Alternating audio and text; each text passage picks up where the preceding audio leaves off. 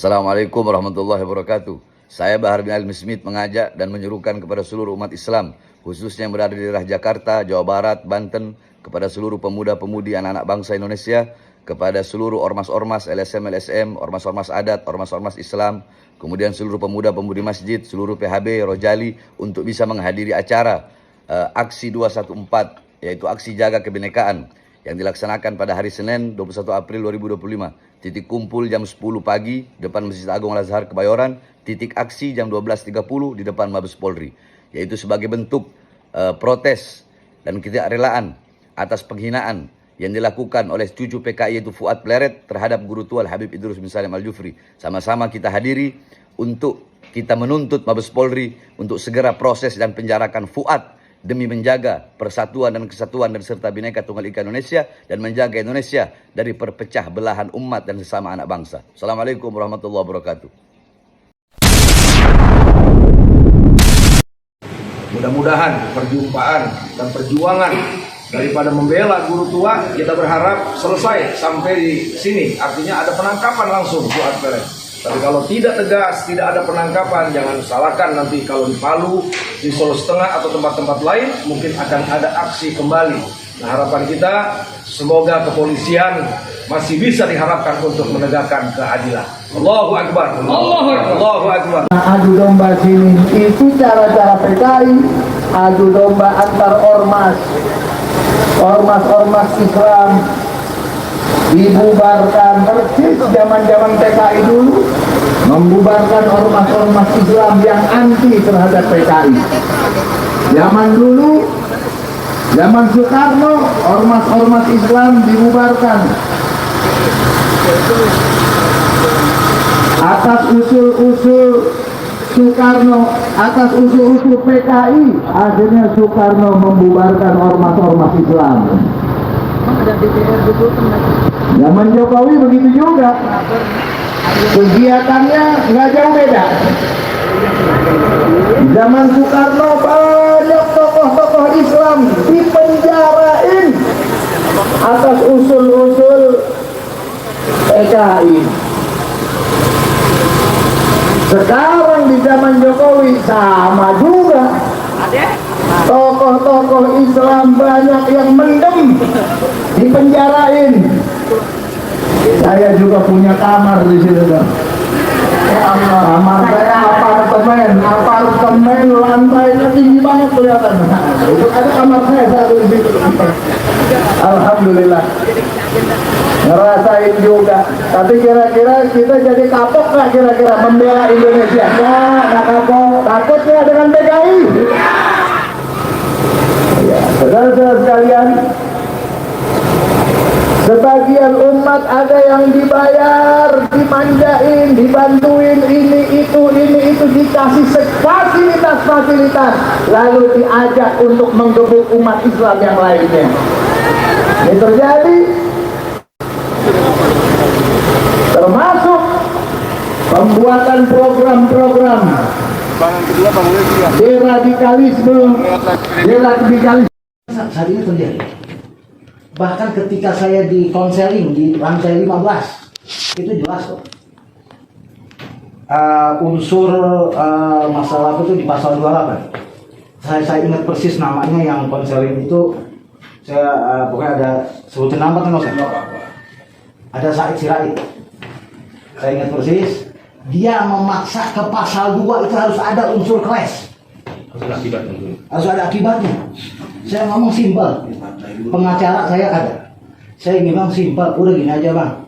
Kan ini nggak boleh di video sama saya banyak pakai handphone saya. Harus ada unsur kelas dulu baru diterima laporan. Orang jangan begitu dong, Bang. Pak Habib. Ya udah kita ngikutin. Biar agar diproses. Tapi sampai saat ini akhirnya dengan mereka dengan enaknya, karena nggak ada proses, nggak diproses, akhirnya kan efeknya seperti apa? Nah, makanya untuk menjaga wibawa kepresidenan, jangan sampai ini dilepaskan. Selesaikan urusan ini sampai di Mabes Polri. Fuad Pleret yang sudah membuat gaduh diproses. Kalau masalahnya nanti hukumnya seperti apa, pastinya secara hukum yang tahulah pasal-pasalnya dan sebagainya, delik aduan dan sebagainya.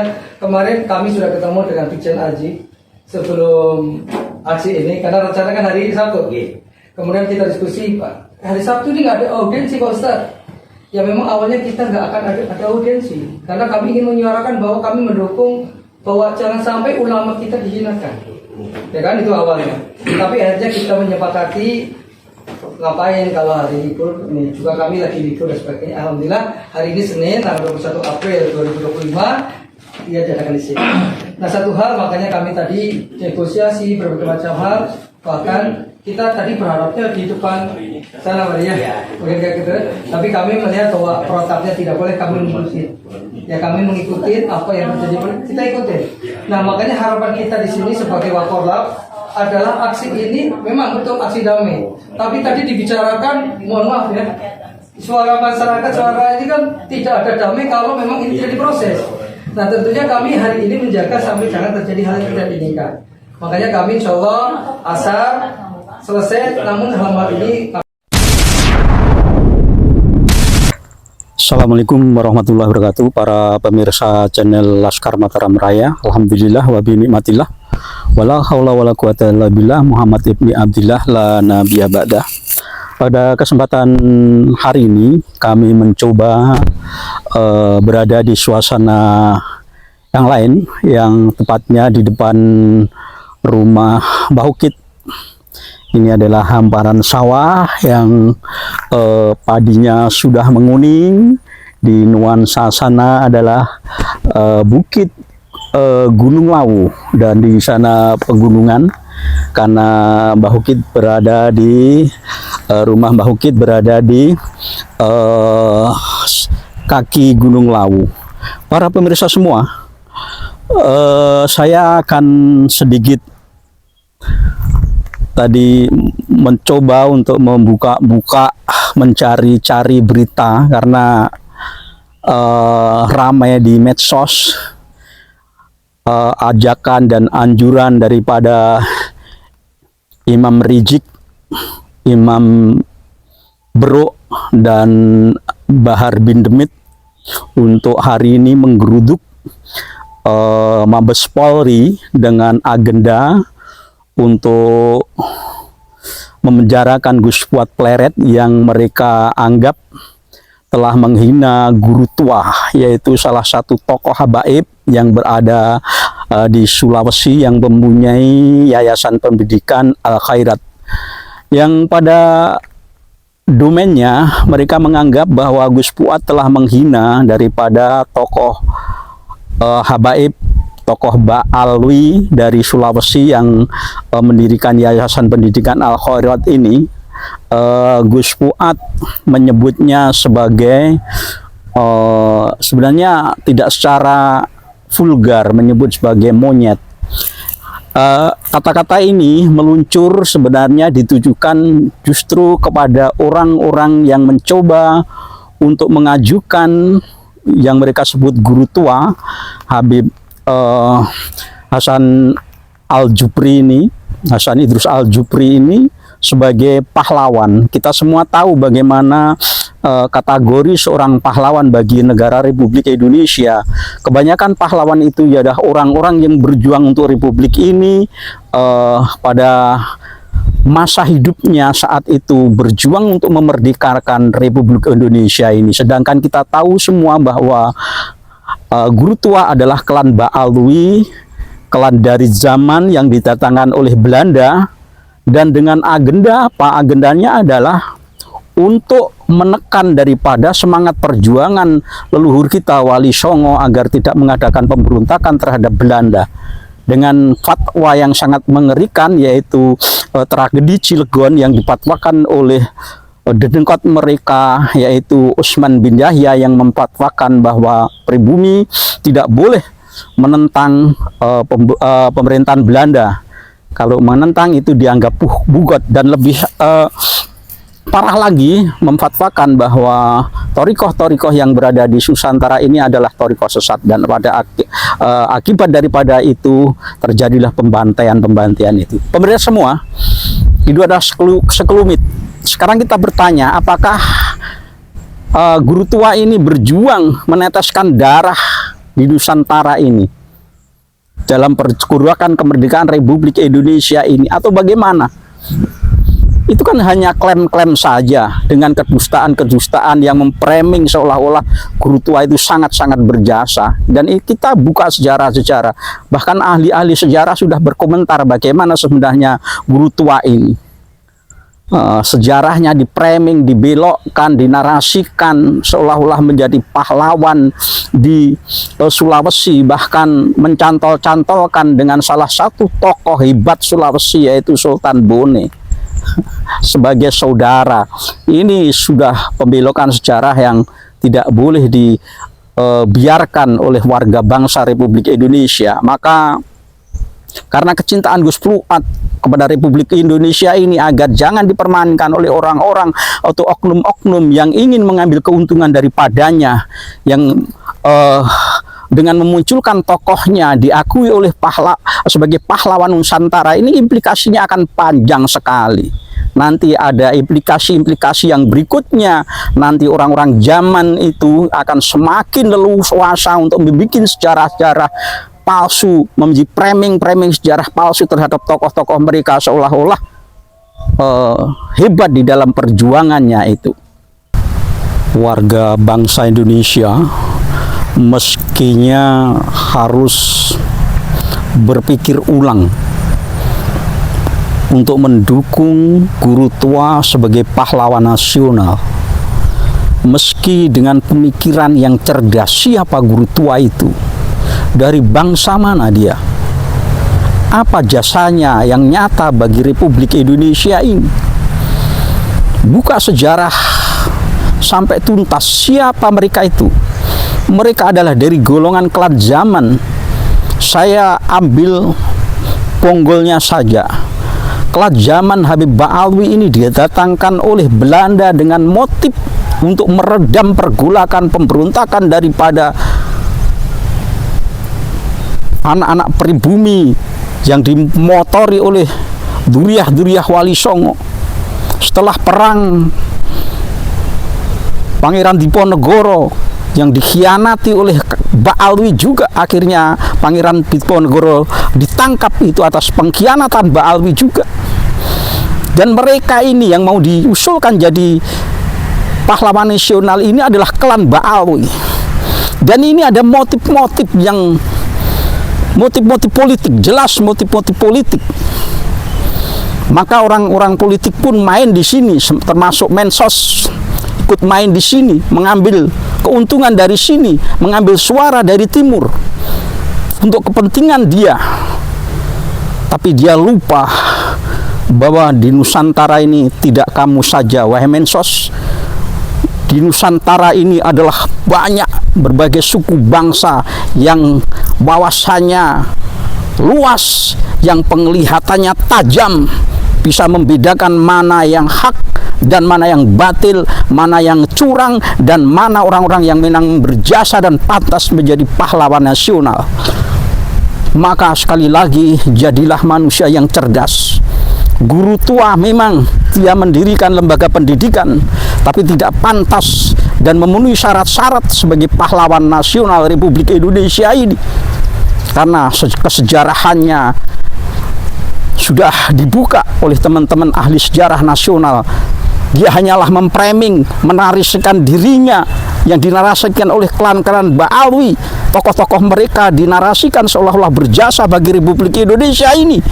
Karena dengan demikian dia mengambil keuntungan, bisa menguasai orang Indonesia ini. Ini loh jasa kami orang-orang Ba'alwi. Sehingga meraih hati, simpati dari rakyat Nusantara. Tapi ingat, bangsa kami bukan bangsa yang gampang dikadali oleh kadal gurun-gurun. Kami bangsa yang mempunyai kecerdasan, mempunyai ingatan yang kuat, siapa yang benar-benar berjasa bagi Republik Indonesia ini. Wahai saudara-saudaraku, jangan sampai Anda terprovokasi, terpecah belah, diadu domba sesama rakyat Nusantara, sesama pribumi. Wah, ingatlah, para muhibin adalah saudara kami, saudara pribumi yang Anda mengikuti permainan, terprovokasi oleh permainan kaum Habib Tobolowi ini. Ingat, betapa kejamnya mereka. Habib Topolowi yang mengorbankan saudara kita di KM 50, yang mengorbankan ulama-ulama kami di Geger Cilegon, Banten.